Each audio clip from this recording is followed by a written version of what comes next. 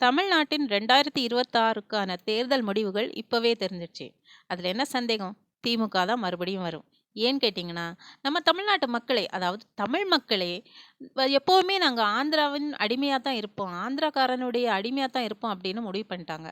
இது எல்லாத்தையும் விட எதிர்க்கட்சிகள் இருக்கிறவங்க எல்லாம் என்ன பண்றாங்க அப்படின்னு சொன்னா, திமுகவ தோற்கடிக்கிறது பார்க்காம, அவங்கள ஜெயிக்க வைக்கிறதுக்கு தான் பார்க்குறாங்க. குறிப்பா திரு எடப்பாடி பழனிசாமி அவர்கள். அவர் போயிட்டு பிஜேபிட்ட அலையன்ஸ் வச்சிருக்கிறாங்க. பிஜேபிட்ட அலையன்ஸ் வச்சாலே தமிழக மக்களுக்கு அது ஒத்து வராது. அங்க எப்படி எல்லா ஓட்டும் போகும்? அது ஒரு கேள்விக்குறி. அடுத்தபடியா தாவேகா. தாவேகா வந்துட்டு ஏடிஎம்கே கூட அலையன்ஸ் வச்சாச்சுன்னா, கட்டாயமா தமிழ்நாட்டுல இந்த 2 கட்சிகளும் ஆள்வது உறுதி. ஆனா தாவேகா அதுக்கு ரெடியா இல்ல. நான் தனியா தான் வருவேன், தனியா முதலமைச்சரா தான் இருப்பேன் அப்படின்னு விஜய் அவர்கள் சொல்றாங்க. அதுக்கப்புறம் பார்த்தீங்கன்னா என்டிகே.